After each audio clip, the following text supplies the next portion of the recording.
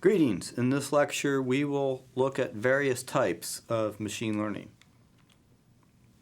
Here are our lesson objectives. Okay, so guess what? You probably did machine learning way back in high school.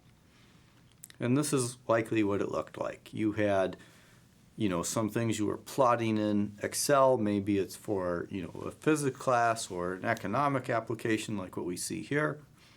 And we got this nice little plot, and everyone starts to already believe that, you can fit a line to that plot. And indeed you can. And you can use that line to predict things like, in this case, you're looking at marketing spend versus sales, and now we can predict what the sales will be based on marketing spend. So in Microsoft Excel, nowadays you can do that with a click of a mouse. And here's your regression line that is created based on that historical data. And we got this nice equation. Excel puts it right in there for you. Y equals 2.2x plus 30,000 in this case. So that formula is what's called a model. It was learned from the data. And if you wanted to add a new point to that historical data, it would cause the model to change. And doing this is what is known as retraining the model. So if we add this next point here, it changed slightly. We notice these coefficients are now a little bit different. So making a prediction, well, that's really easy with this little regression model we have. We say, okay, how much would sales be if we made a $100,000 investment in marketing? Well, we just plug that in for X, and there you go. You don't need to ever go back to the historical data if you have a model like this. This is what's called a parametric model. There are model types where you do need to go back to the historical data, and those are referred to as non-parametric. So what is X? X is called a feature. So in the case of this simple linear regression model that we could visualize, we had one feature, and that was the marketing spend. And that's something that could be used to predict something. So we could have multiple features, and we could have shown that graph in 3 dimensions.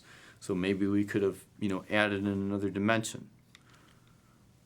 But we don't need to visualize anything. We can have dozens or hundreds of features, and we can still use that information in a machine learning model. We can still have that equation you can think of, and the equation may not even be linear. It may be a decision tree. It may be a neural network. It could still do that prediction. You can still have the nice characteristic of throwing out that historical data, and you don't need to visualize what the model is doing to the data. You just need to get the answer. So speaking of deep learning, this is what's called featureless. So as opposed to using features in the data, deep learning can work directly on data itself.